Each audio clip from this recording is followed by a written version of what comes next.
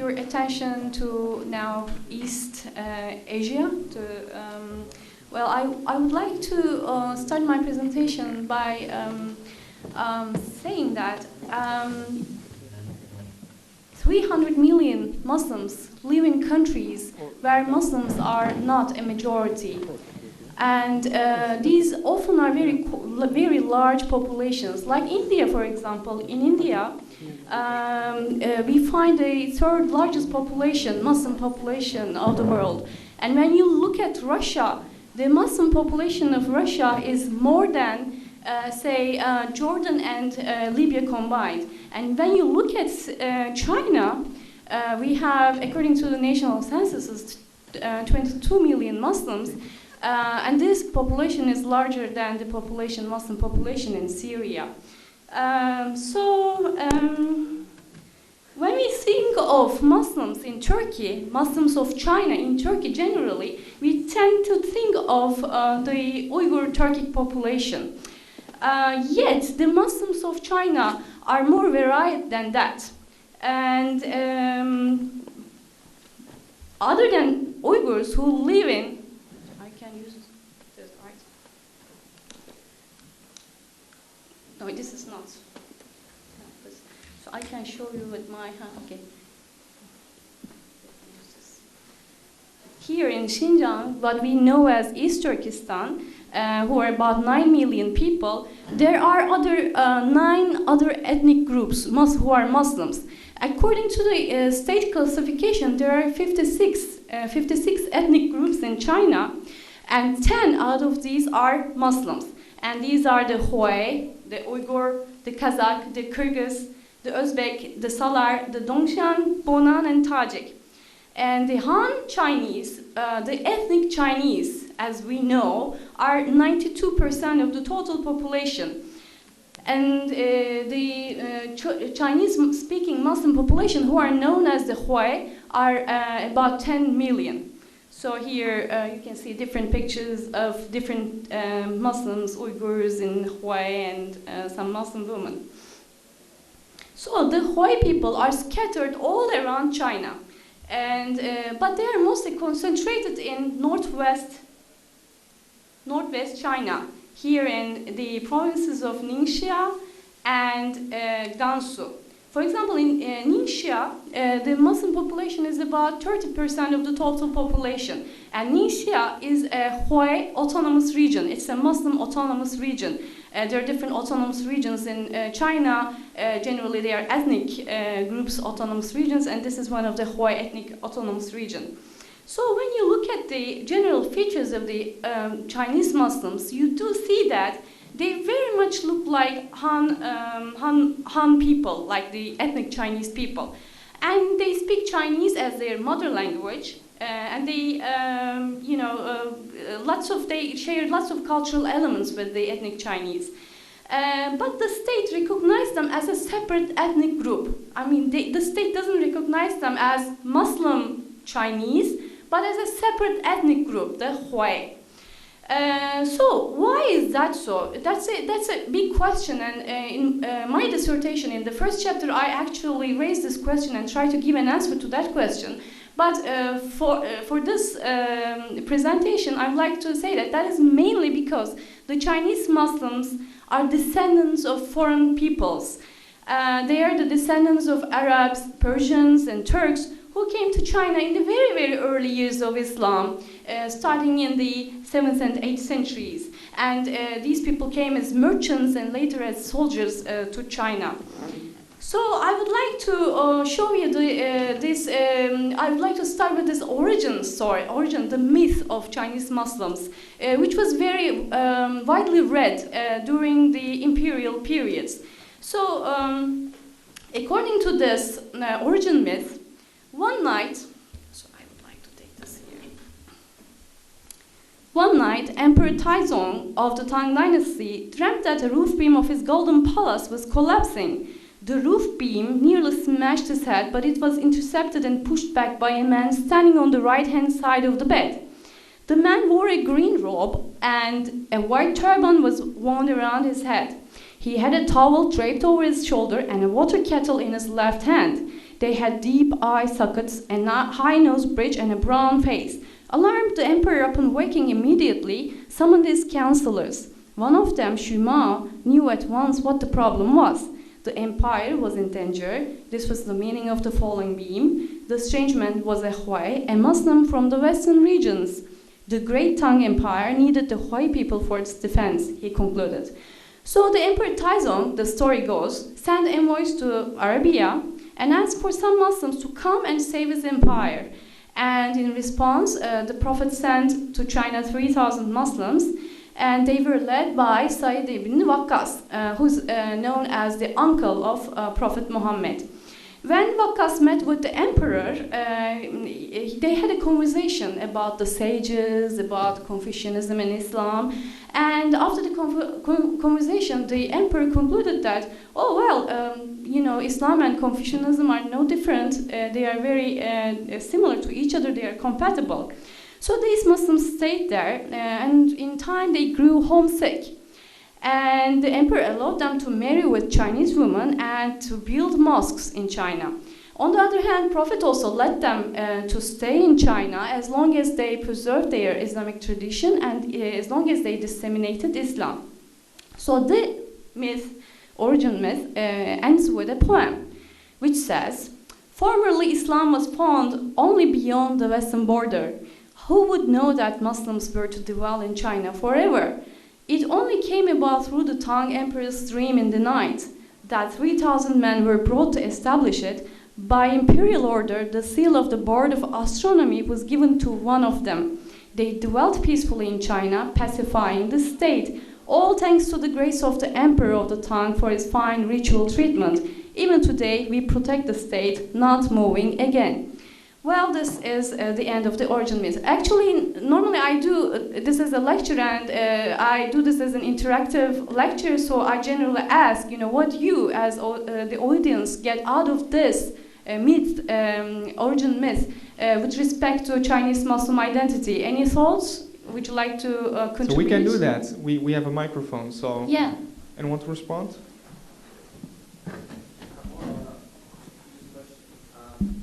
You mentioned that it was a Hui who interpreted the dream, and this Hui was a Muslim. No, he was not a Hui who interpreted the Muslim. He was a Chinese. Oh, a Chinese man interpreted the dream to tell the emperor that they need to call on the Muslims. Yes, for exactly. aid. It was a Chinese. Okay. Yeah. Okay, I was confused by that because it seemed from the slide. It's one of the officials of the vizier of the emperor. So okay. Yeah. Okay. So what do you get out of that with respect to Chinese Muslim identity? What does it say about Chinese Muslim identity? Any comments? Any more thoughts? Yeah. Okay. I would say Chinese Muslims are glad to be part of the Chinese state, and they want to stay there and be part of it. Yeah, so we are part of China. We are elements of naturalized Chinese, but we are also connected to Arabia, right? So we are also a diasporic community here, and they don't forget their origins, which is over there in Arabia. Yes, please. Yes, in my view, the components that to define Chinese Muslim are they should be Muslim, of course, and they should use Chinese language because in the history we witnessed the many Chinese Muslim scholars translated Arabic language into Chinese language, Chinese letters through the concepts of the Buddhism terms or like Confucianism terms. Yeah. So that's why the Chinese it should works well to define the Chinese Muslim. Yeah, great point. I'm going to come to that, how, the Chinese Muslim scholars translated Islamic texts into Chinese. Great. So, these are my points. Chinese Muslims are an ancient and authentic presence in China, yet they are also a diasporic community in China. They originally belong to Muslim heartlands. They are connected directly to Prophet Muhammad, so they are a Sayyid community, we would say. And they saved Chinese empire from collapse, and ever since they have been a calming influence. Despite their foreign origins, they are loyal to China and to its ruling circle.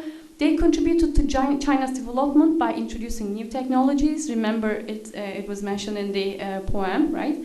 And Islam and Confucianism are compatible, whatever. So, So there's no evidence supporting this story historically. So it's a myth, as I said. There's no account of any Muslim contact during the years of Emperor Taizong, who lived approximately at the times of Prophet Muhammad. No account of Prophet's uncle coming to China, but Chinese indeed believe that Prophet's uncle Said ibn Waqqas passed away in China, and he has a tomb in Guangzhou. I've been there, and when I went to that tomb, I didn't really know that Said ibn Waqqas historically passed away in Medina, and his tomb was in Medina, and the place really felt like Eyüp Sultan of Istanbul in that sense, and Chinese Muslims really believe in this. Yet, every legend has a kernel of truth, right? And we know that envoys came to China during the times of Caliph Osman, and as merchants, and in the 8th century we have the Talas battle between China and the Arabs, and soldiers remained there in China after the battle, some of them. And more interesting, just a couple of years after the Talas battle, there was a very big rebellion in China, led by An Lushan, who was half Turkic, half Sogdian. And he was one of the generals of the emperor. This was a very wide-scale, big rebellion, and the Chinese emperor really asked for the help of Abbasid caliphs, and the Abbasids sent troops to pacify the empire. So, as I said, not maybe during the times of Emperor Taizong, but something similar happened a couple of decades later. So the real Muslim influx in China happened during the Mongol rule in China. The Mongols ruled China in the 13th century. And Mongols actually were not willing to allow their Chinese subjects to govern themselves. So they created an intermediary bureaucracy, reminding you the devshirmez of the Ottomans, right, of non-Chinese administration. The majority of these bureaucrats were of Central and West Asian Muslims, indeed. So dozens of Muslims had held ministerial level offices during the early years of Yuan dynasty. For example, a very important figure, Sayyid Ajal Shamseddin. He was a Sayyid, and he ruled as the governor of Yunnan province in South China, and he's still well known in China. Muslims also dominated the offices responsible for astronomy, medicine, manufacture of weapons, and foreign languages. So Mongol dynasty came to an end, and the Han Chinese rule recovered in China in the 14th century. And this Muslim presence in the court continued. For example, one of the very famous admirals of the Chinese emperor in 15th century was Zheng He, a Muslim from southwest China, from the province of Yunnan, Sayyid Ajal Shamseddin's province. Maybe he was related to him, I'm not sure. He led 7 expeditions that are unmatched in world history before the Columbus, actually. And some even say that he went to Americas, but we don't have historical proofs for that. And these missions were astonishing, as much as for their distance as for their size. The voyages were undertaken with hundreds of huge ships. Here, there's this comparison of the ship of Zheng He and the ships of Columbus. Yet, a friend of mine who is an engineer, a navigational engineer, he made a research, and he says, these huge-sized ships were not possible with that technology back then. But this is something historians believe. And they brought exotic goods from Africa and Arabia, whatever, in South Asia. You see the route, these red paths, they went to South Asia, and then Africa, and this Zheng He and his Muslim men performed Hajj in Mecca as well. So he was one of the admirals. Well, this Muslim presence in the Chinese court came to an end by around 16th century, when Jesuits indeed replaced Muslims in the court as astronomers, as calendar makers, and Muslims lost their superiority in the court. So, by the Ming Dynasty, we also see the acculturation of, I don't want to use the word assimilation, but use the word acculturation of Chinese Muslims. So what do we mean by acculturation? I want to give some examples to give you a sense of Chinese Muslim acculturation. So let's look at the mosque architecture to have an understanding. So here we have the Qingjin Mosque, which is also known as the Ashab Mosque in 11th century Quanzhou. This is the eastern part of China, so Muslims came through the sea road to China. So one of the very first mosques built in China. So this is the minaret of Huaishang Mosque. Huaishang means remembering the Prophet. It is believed that this mosque was first built in, not believed, but it is known that it was built in the Tang Dynasty. And Muslims believe that this was built sponsored by the emperor to commemorate Prophet Muhammad and to honor his uncle Sayyid ibn Waqqas. So therefore it's called the Huaishang Mosque. Look at the minaret, okay? So the prayer hall was rebuilt again and again, and here you have the prayer hall, which was built centuries later. So the minaret remains. Here, the entrance of a very famous mosque in China, the New Jia Mosque. If you go to Beijing, you please go there and visit that mosque, a very nice mosque. And very well-known, the Ottoman Hamidiye Medrese, which is called, maybe you have heard about that, Ottoman sent teachers to China during the times of Abdul Hamid, and they taught in this mosque. There was a small school in this mosque. So here you have the big Xi'an, great mosque in Xi'an, and here the layout of the mosque. This little thing, the pagoda, is the minaret. And here the roof of the mosque. In most of the Chinese Muslim mosques, you do find this mythical Chinese figures on the rooftops. It's very common. Here, this is one of the pictures that I took in Qinghai, a province in the Tibetan region of China. It's just at the outer gate of a Tibetan Buddhist monastery, the minaret.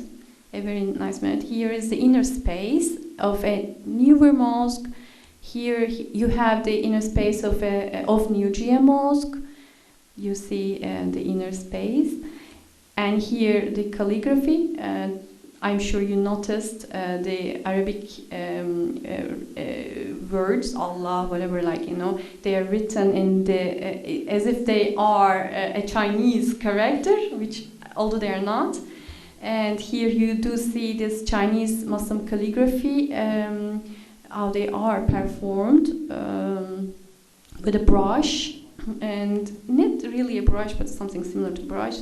So here a Besmele and a Mashallah, again written in a Chinese Muslim style, which is called the Sini. And here you see Kashgar, the mosque in Kashgar in East Turkestan. So again, a question for you. What does this show to you about the Chinese Muslim identity? You see the mosque architecture, the transformation of mosque architecture. Any comments? The statues on the roof of some of the mosques could it be interpreted as a protective strategy against the Chinese majority culture?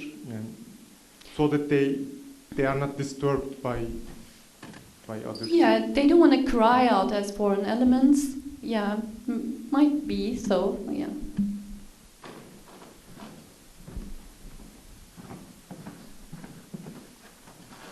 It's a long way.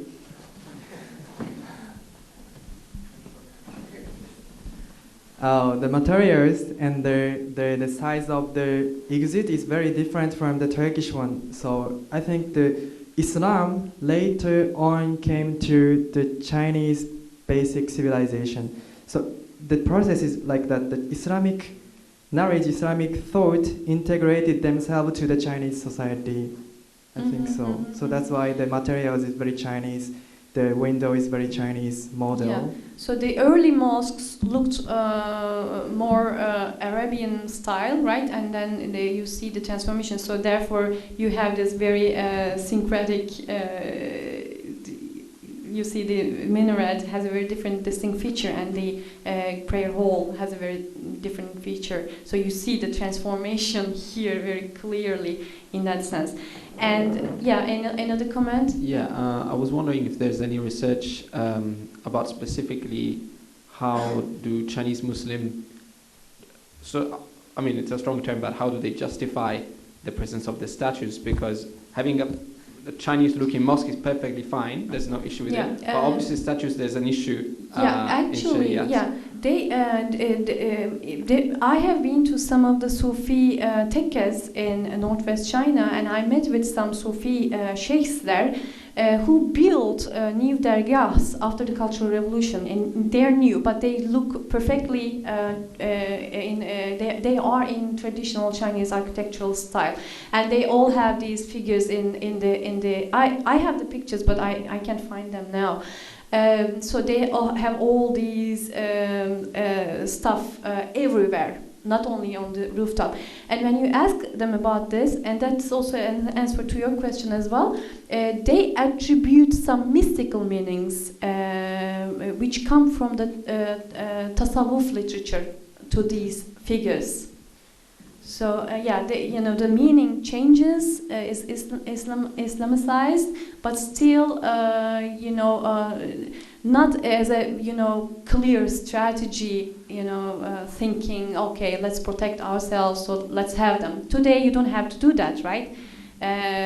But they still build things like that. So because they give different Islamic Sufi meanings to these stuff. And also, this is not specific to China. In Turkey, for example, you do have mosques from the Seljuk period where you will find animal figures on the buildings. So this is not really specific. I think in time that has become more of a taboo. But back then it was not, and it's not still, according to some Chinese Muslims, it's not a taboo. So just as a note, when you look at the outer space of the architecture, mosque architecture, you see that we are not foreign elements. We are part of China. But when you go into if you walk by a mosque in China back then, you wouldn't notice that was a mosque. But when you go into the prayer hall, everything is quite orthodox and conventional in that sense, and you do see that is a mosque, right? So it's something very interesting here. So I just put that Kashgar Mosque to show how the architectural style and it's Central Asian here, not Chinese in East Turkestan. So, for example, this one, Nangguan Mosque in Yinchuan. This is a recently built mosque after the Cultural Revolution, and this one is a dargah of Kufiya order in northwest China. So, what do you notice about that mosques? What does it tell about the architects of these mosques? Yeah, I have a little presentation about that. I presented that at Harvard when I was a student there. I'm still a student though, but it was about this mosque architecture. Due to some Salafi influence in China, some Chinese Muslims were very critical of those Buddhist monastery-looking Chinese-styled mosques, and they said, no, we don't want these. We want a really Islamic Muslim mosques here in China. So they said, they built these kinds of mosques, and they said these are the truly Islamic mosques. Indeed, they are Mughal style and eclectic, not totally Mughal, but this looks like Taj Mahal, and this is totally eclectic in that sense. So it's, really, we don't really know what a truly Islamic-looking mosque is, but obviously they had an idea about that. So I'm coming to this Islamic manuscripts. So in time, obviously fewer people could speak Arabic. They couldn't read Arabic. Only some imams could read Arabic. And there are also need to translate Islamic classics, they would call classics, manuscripts into Chinese. Who could do that? Literacies, like Chinese Muslim literati. Chinese Muslims long before began to have a Confucian education, not only because Confucianism was the dominant ideology, the moral ethical system in China, but also mastering Confucianism was a prerequisite for those who wanted to ascend on the ladder of social status in China. So almost 1500 years ago, imperial examinations were introduced in China. And the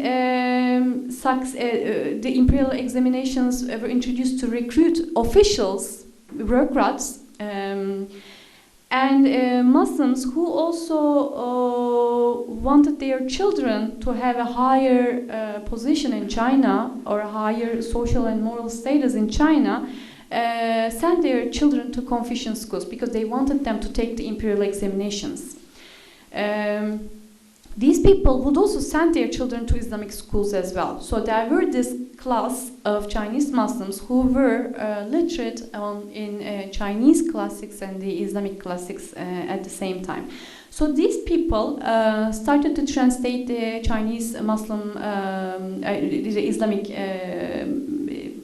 classics, and when they translated them, they used the Confucian vocabulary to translate the Islamic concepts, such as how to translate Islam.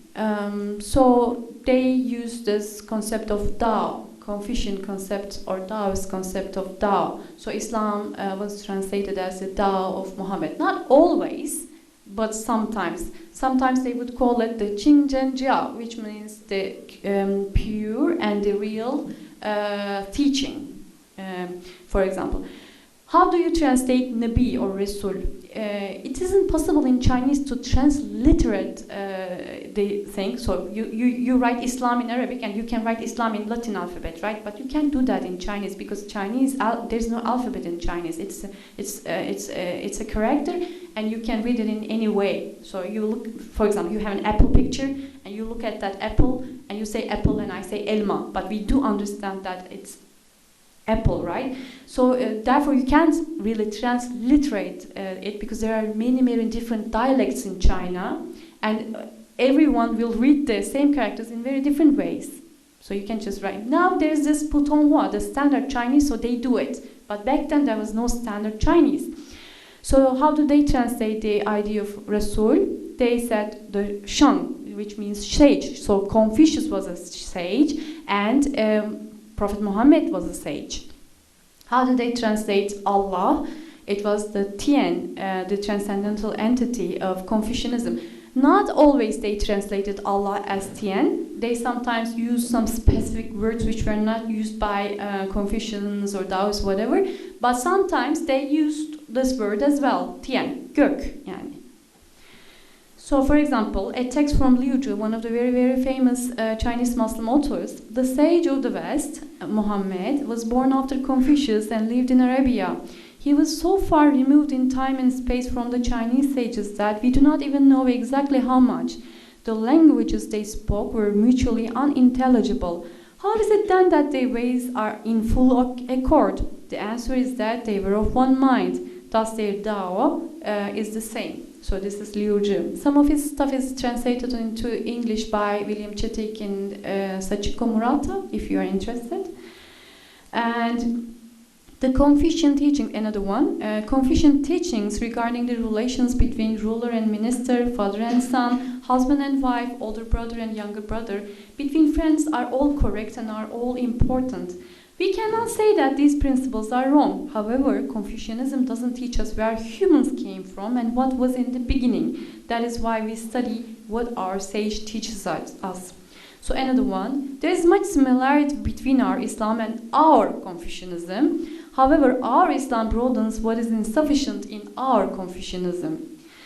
So this is all about the acculturation of Chinese Muslims. So I gave a very harmonious picture of Chinese Muslims, but things were not always harmonious in China, obviously.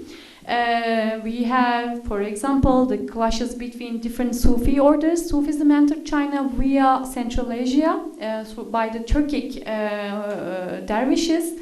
They competed for religious authority and resources. There were often clashes between local communities and revivalist factions. For example, someone in the 18th, 19th century would go to Hajj. Of course, back then you couldn't do Hajj in 5 days, right? So you would take a trip which lasted for months, and then you would stay there for years. And when these people came with new ideas from Arabia, they tried to change things, and this really destabilized the region, and violent clashes happened between different Chinese orders. I mean, Chinese Muslims had very violent clashes due to very minor questions. We wouldn't, for example, in the Ottoman Empire have these kind of clashes on that minor points, but they did have. And that's also a question that remains to be answered, you know, why that happened in China.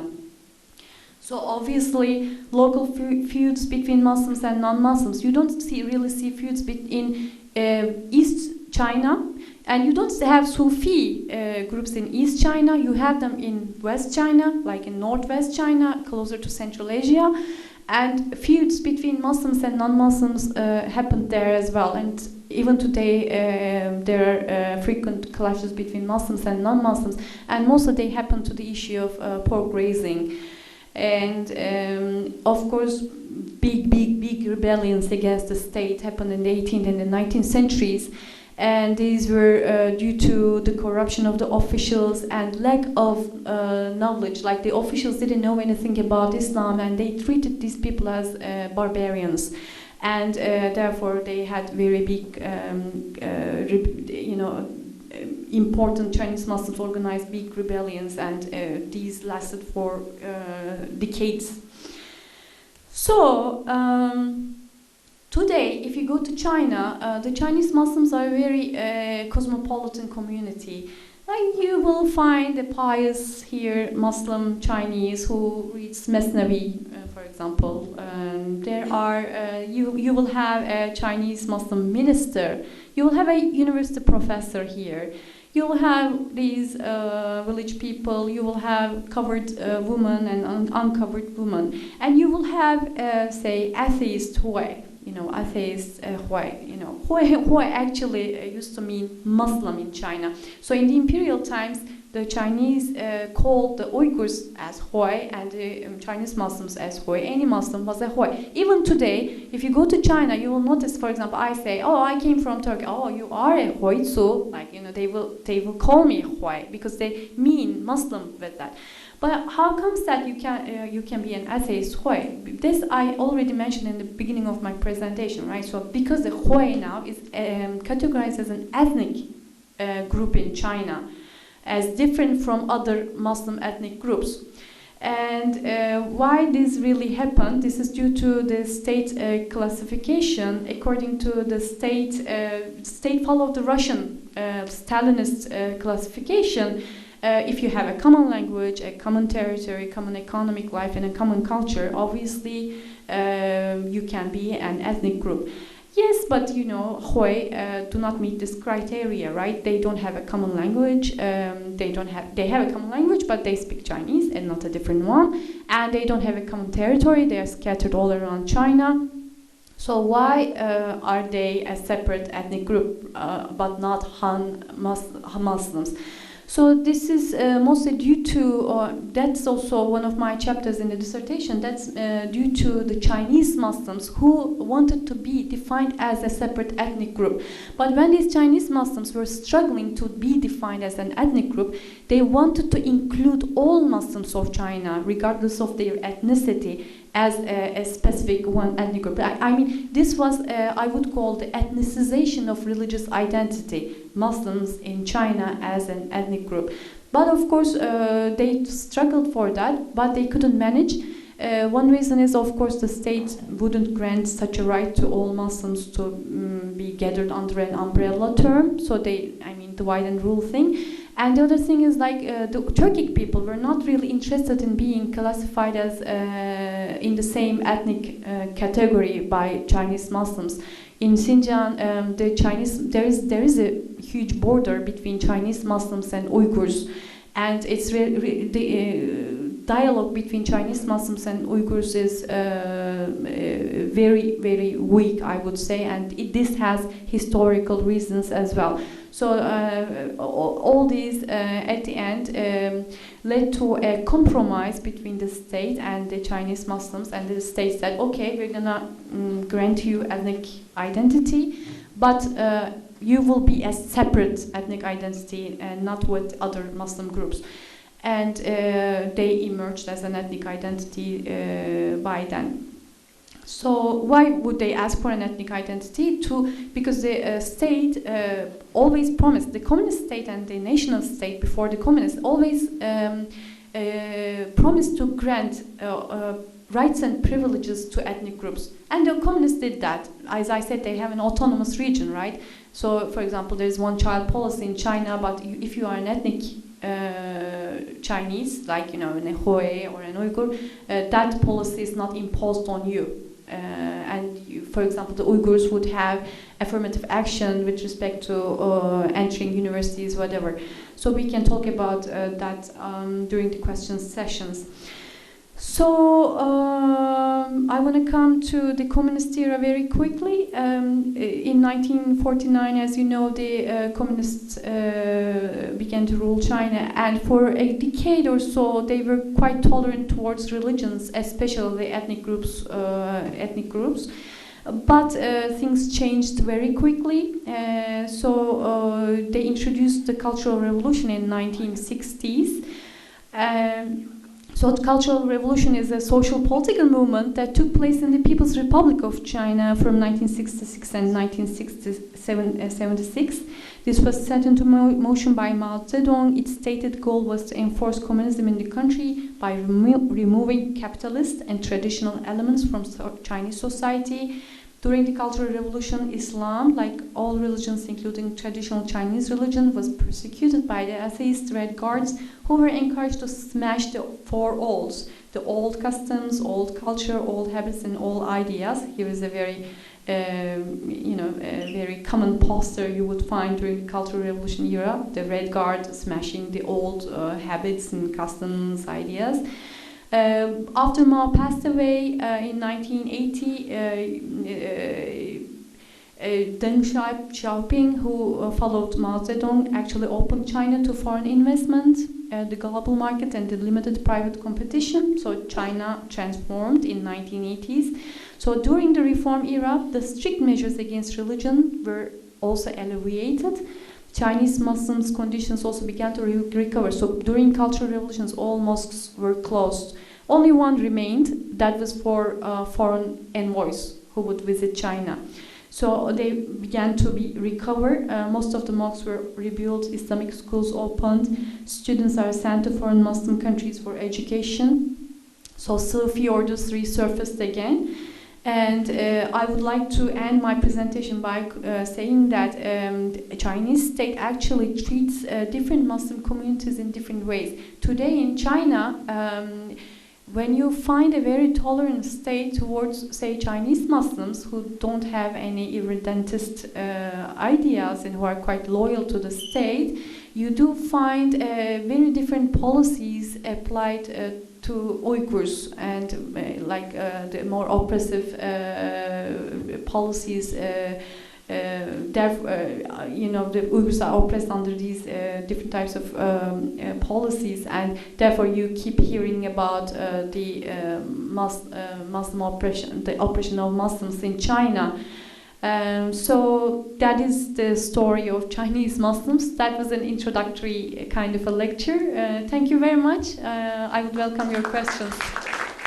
Thank you so much for this absolutely fascinating speech. I learned very much. You covered a lot of ground that I at least knew much too little about, so thank you for that. I have many questions myself, but I would like to give the floor to the audience. Can I take any questions? I have one here, one over there, and a third one. Okay.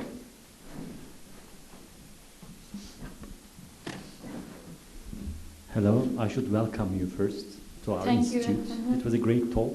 And it's really a pleasure for all of us, I guess. And thank you, Padi, to organizing in the last minute this nice talk. Thank you very much.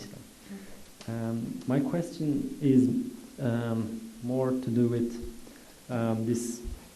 I can understand when it comes to the architecture or the art that there's a kind of hybridization or kind of articulation is going on there. Yeah. But I really couldn't get that what happens in the translation and the doctrine, the doctrinal aspect of the religion. Is it really too much art? I didn't really get your point there. And the language is intranslatable. Some of the concepts are intranslatable. So what happens next? Or how do the scholars, the Islamic scholars, express the ideas, the real religious or doctrinal aspect of Islam? This is one question. Second.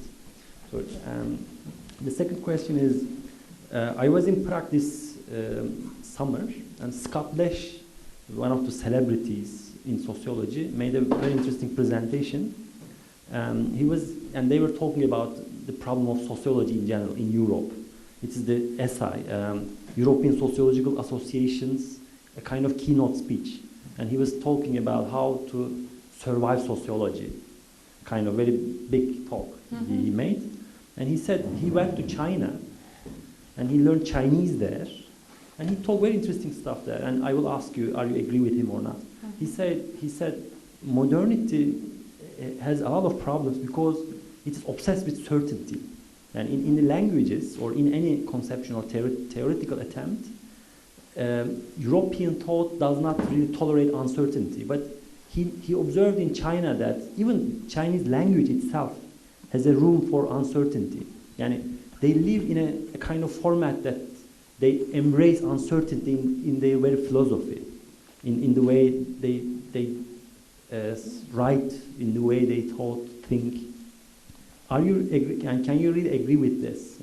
And Scott Lesh was talking about how that kind of political theory can help European sociology or European self-theorization, because it's more epistemological or ontological question indeed. There's a problem in that kind of ontology in Europe, he says, and we should look at China, for that kind of. It is very embedded in their culture.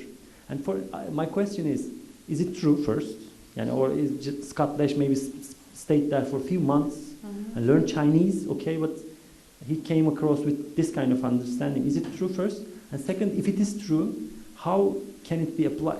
Or are there any attempt to apply this to Islam? Do you want to answer that first? Yeah, before I forget the question, what about the doctrinal aspect? As I said in my presentation, there's no one Chinese Islam. So when we talk about this Chinese, the Muslim Islamic classics being translated into Chinese by these literati, we're mostly talking about these Chinese Muslims who live in eastern part of China, and who had become part of the larger Chinese literati community. So they were willing to become part of the moral, ethical universe of China, right? So they were very willing to be part of that Confucian literati circles. In that sense, what they did was not only simply taking concepts of Confucianism and replacing them with Chinese concepts, but also borrowing metaphysical, philosophical, moral concepts of China and attaching them to Islam. So when you read a Chinese Muslim classic in Chinese, it's very difficult for you to understand that that's actually an Islamic text. So, for example, Liu Zhi, this guy, has written 3 books. One of them was about Islamic metaphysics. he incorporated lots of Confucian metaphysics into Islamic metaphysics, and they actually were not willing to incorporate Buddhist and Taoist ideas. But interestingly, Buddhist and Taoist ideas infiltrated into Confucianism already. So via Confucianism, they were also getting all these Buddhist and Taoist ideas as well. The other book that he has written was about Islamic orthopraxy. It was called the Tianfang Lianli. And in that book, he was talking about all these five, what is that called? Islam'ın şartları, five conditions of Islam. Yeah, five pillars of Islam. Whatever, all these, orthopraxy of Islam. But even there, he incorporated Chinese Confucian orthopraxy into that. For example, when he interpreted that five pillars, he would also, there's this five constants of Chinese Confucian ethics. He incorporated that into that. So here, for example, you will see this, like regarding the relations between ruler and minister, father and son, husband and wife. This is very Confucian in that sense.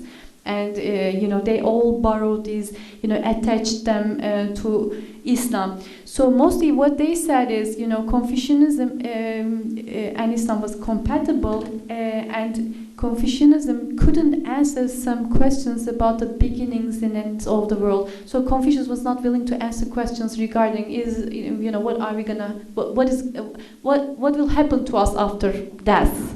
Where do we come from? He doesn't answer these questions. He has a belief in Tian, the transcendental entity, but he doesn't answer. So they say, Islam actually brought answers to that. And they also, the way we look at Christianity, the way they looked at Confucianism was very similar to the way we look at Christianity. Confucianism, in its essence, was Islam, and in later years, these Confucian scholars corrupted it. Now we are trying to return Confucianism back to its essential form. Yeah. So in that sense, I don't know if I could answer your question to a certain extent. Yeah. Yeah. Yeah, that's a very difficult question. Confucianism. Yes, actually, when you say Chinese culture, if you make a comment like that amongst Chinese philosophers, philosophers who study Chinese philosophy, they would get a kind of angry because they would say, what do you mean by Chinese culture? I took a course from Peter Ball, who is an intellectual historian, and he wouldn't even let us say Confucianism. When we said Confucianism, he would say, what do you mean? Like, there are Confucianisms, yeah, which is correct. The Confucianism of the early Confucianism is very different from, for example, Song Confucianism, which incorporated this Buddhist and Taoist elements, right? Its metaphysics is different. It says many different things. And later, for example, the Ming Confucianism is different. And even in Ming times, you will have different groups clashing with each other, like we have in Islam, clashing with each other with respect to certain concepts and certain understandings. So I would ask, if I had been in that conference, I would ask him, what do you mean by Chinese culture? But to a certain extent, I understand what he means. I think he might be talking about the concept of Dao. It's not something fixed there. It is something flowing, right? So, Confucianism is always trying to, Confucian ideas and the philosophers are trying to capture that that's called the mean, I would say. Yes, always trying to be in that, trying to balance things. So there's no fixed truth there. So things change. The truth might change in different contexts. It's relative. You find this in Confucianism, but more in Taoism. Not everyone would agree with my reading of Confucianism, but there is that kind of reading of Confucianism, obviously. So the reality is not something absolute, fixed, staying there, but it's something fluid. Yeah, to a certain extent, I understand what he means.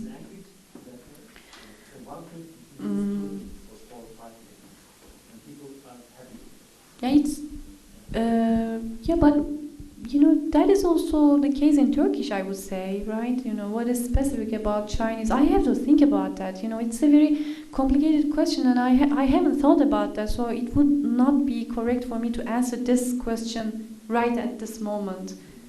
Yeah. Okay, so we will go to the next question. My question is only, were there any Islamization in the Hui provinces or parts of China, or it was like only in the community, like transported from generation to generation? Or were Islamization of Chinese, you mean? of Chinese people? Yeah. Converts. Yeah. Yeah, obviously, Yeah, yes. yeah. Yes, there is. In the history and in modern times also. Yes. That's a very interesting point, because you know when Chinese Muslims were trying to be identified as an ethnic community, categorized as an ethnic community, some Chinese Muslims were against them, and they said no. We cannot ethnicize Islam. Islam is a universal religion. We are Han Chinese. We are not a separate ethnic group. And the discussion between them actually revolved around that question. The ethnicizers said, no, we are the descendants of foreigners, so we are an ethnic group. And those, the other side, those who argued that no, we are Han Muslims, they said, no, the converts are a very important percentage of that community, and we cannot ignore that the Han blood makes up the 90% of this community, which is to a certain extent correct. It's difficult to talk about the percentage of converts, because you know all of these people were married with Chinese women who were obviously converts, right? So because they don't really marry with, not now, but back then, they would marry with Chinese women who converted. So they also adopted children. Yeah, I read something a couple of days ago who said, like, you know, the Muslims adopted children, especially in times of famines, whatever the crisis, just to make sure that the population increases. So converts are an important element. And today I have a couple of friends who are converts, Han Chinese. One of them, some of you might know, Xiaojin Chai. He was here during a conference. Fadi, you know, you attended to a conference a couple of weeks, this G20 thing. Yeah, Xiaojin Chai was here actually. He made a presentation. I don't know what his presentation was about. I wasn't there. So there are converts. Yeah. Yeah, thank you for your presentation. Actually, my question was about the G20 conference. Our institute was among the organizers of this event, and there were Chinese people, as you said, and their presentations were mainly about how Islam contributed to the economic development of China, especially building relations with Gulf countries, especially Qatar. So my question would be, do you think the Islam as a common ground can help solve the conflict in East Turkestan and similar to the economic development of Hui Muslim provinces in China? Yeah,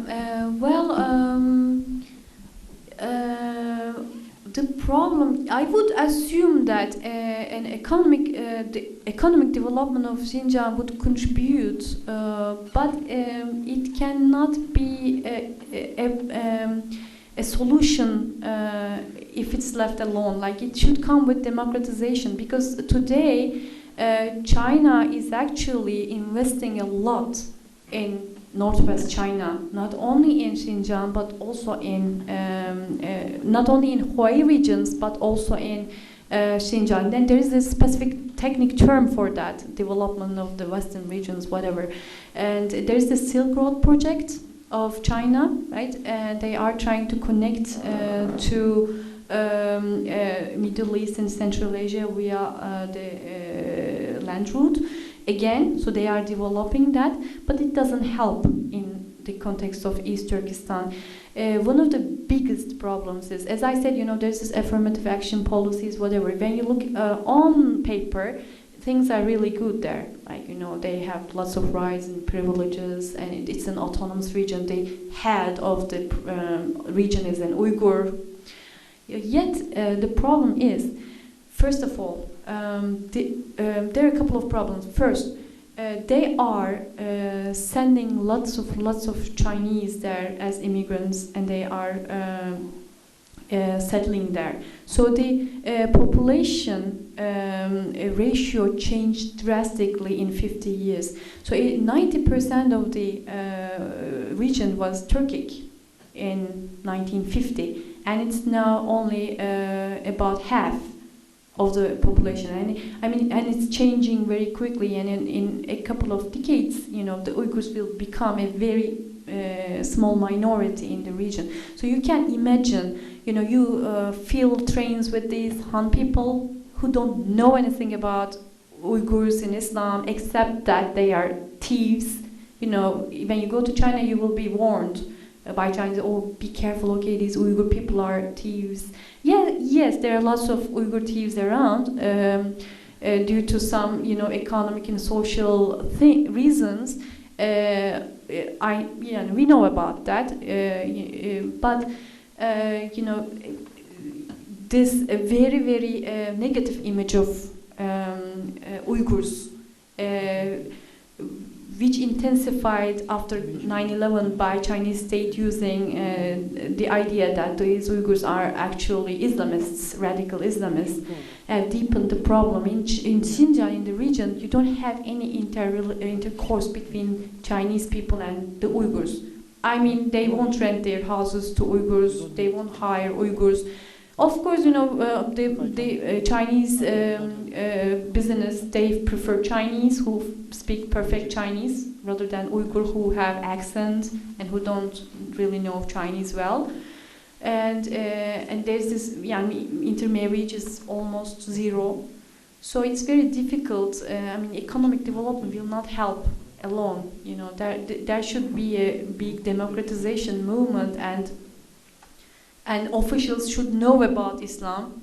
In this imperial period, the rebellions, the biggest cause of the rebellions were these corrupted officials who knew nothing about Islam. And it's the same in China today. In Xinjiang, you have these officials who know nothing about Islam. Something very, very common amongst Muslims might be considered to be a radical expression, according to a Chinese official. I want to take one final round of questions, but before that, I want to squeeze in a little question of myself. Since this is a student research colloquium, we also want to enjoy the experience of our distinguished guest speakers. So more of a practical question, because this is an institute of civilization studies. We delve into very different cultures with different languages. I was wondering if you could share with us your experiences with learning, for example, a difficult language like Chinese, delving into a culture that might be radically different from the one that we come from. What are your experiences as a researcher? I tried to learn, I think, 8 languages, and finally, the language that I could learn was Chinese, and I studied Japanese and Arabic. Now I'm asking the help of Fadi while reading Arabic material, because it would take years for me to decipher those texts. Even with Chinese, I'm still having difficulty. It's really difficult. I wouldn't recommend. At Harvard, especially in Asian studies, it has become a tradition to learn 10 languages. So when you go there, you start learning languages, which is, I don't think it's practical. So you really try to learn the language that will help your research. In my case, Chinese, of course. Having some knowledge of Arabic helped me a lot, of course, but it's too time consuming, and I would recommend you to go to the place and learn the language there. In my case, I learned Chinese in China. It helped a lot. Around 5 years. 5 years. Yeah. Wow. Yeah. Yeah, after you know, yeah, yeah, I was also married with someone who was working in China. Yeah, but I was doing my master's there. So I finished my master's. After that, I applied to PhD programs. There was this 2 years in between. Yeah. So learning languages is important, but you know, not 10 languages at the same time. It's not practical at all. Yeah. Thank you very much. So before I ask you, I would ask my friend, did anyone of you heard about Muhammad Makin? Yeah, so the question is why? So why Muhammad Makin was very activist. Even by reading his book, I was happy. No, yes, he is Muslim from China, so he's very activist. He's a scholar who always try to get contact with the Muslim around the world, in Azhar and with Muhammad Abdo, with Rashid Rida, for example. He wrote the books we read together, and it's really interesting things he wrote in Arabic language. He translates many things, but no one ever. I asked many people, no one know even his name. Yes. So why? So why?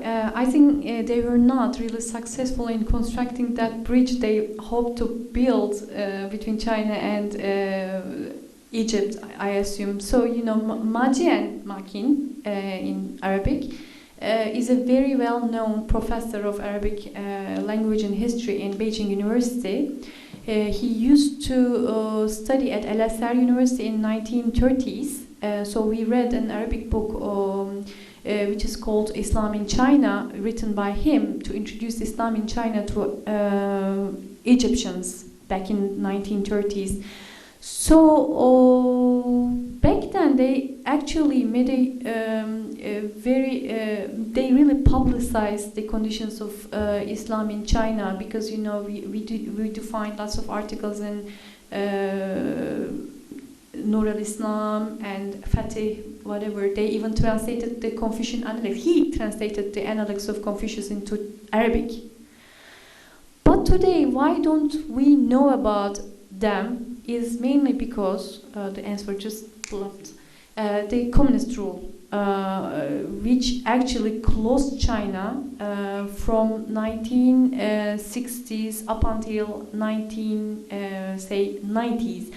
They started opening, started by 1980s, but real openings started happening in 1990s, right? There's this 30-year gap. And all this connection, which was trying to be built by these Chinese Muslim scholars at Al Azhar, was cut, interrupted. So I think I will introduce him again if I can publish my dissertation. One of my chapters is about Ma Jian. But he's very well known in China, especially amongst Chinese Muslims. Yeah. Yes. That interruption was very important, I would assume. Yeah. So hopefully your dissertation will remedy this problem. Oh, inshallah. So I will want to take the last final questions.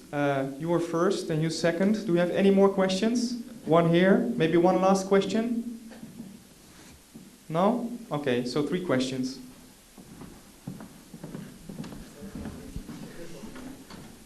All the time I have to walk all the time. Yeah, it's okay.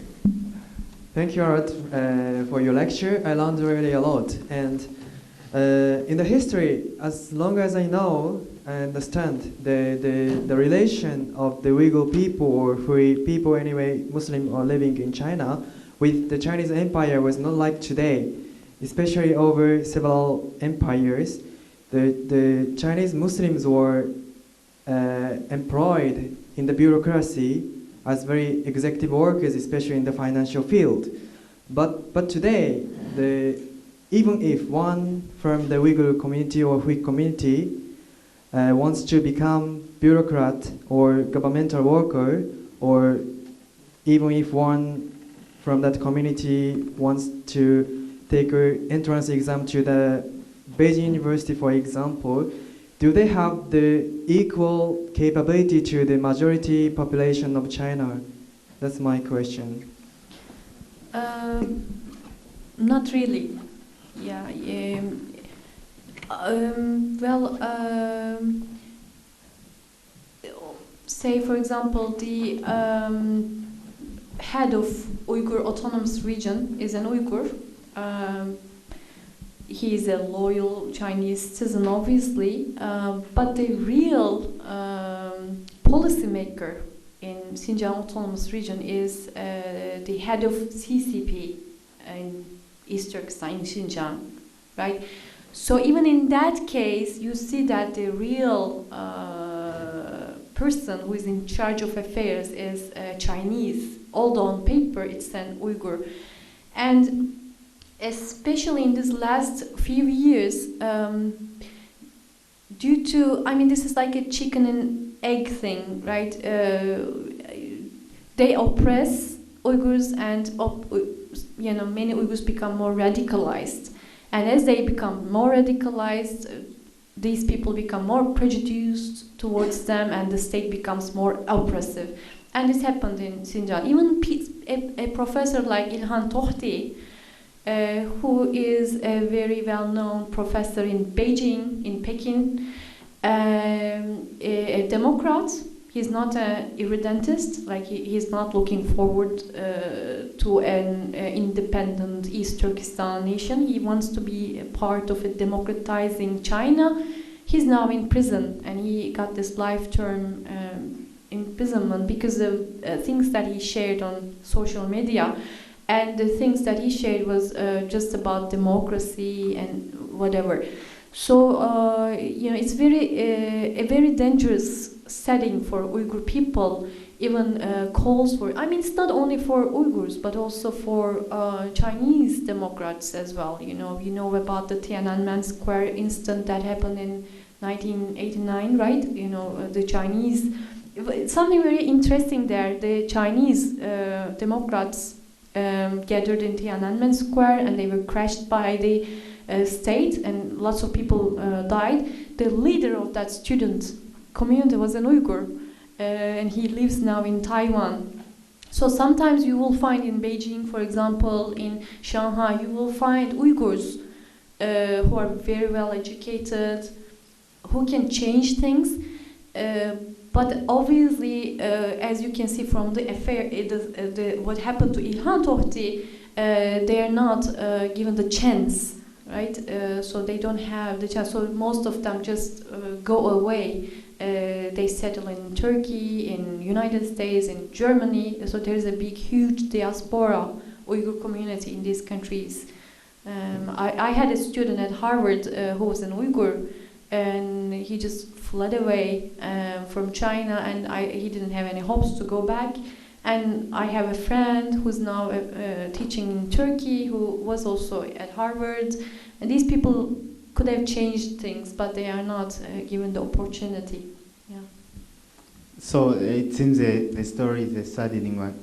But what are the trends? Do we see Muslims, the population, is it increasing or it is decreasing? The general population of Muslims in China?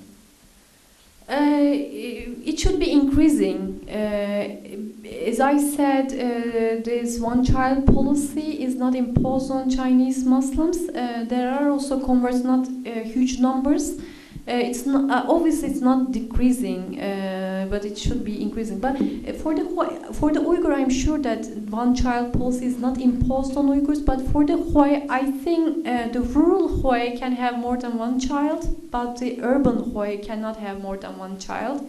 So things are different from context to context. So I don't really know the answer of that question, but I don't think that there is any reason for the community population of the community might be decreasing. I don't think so, but I should check definitely. Yeah. Final question.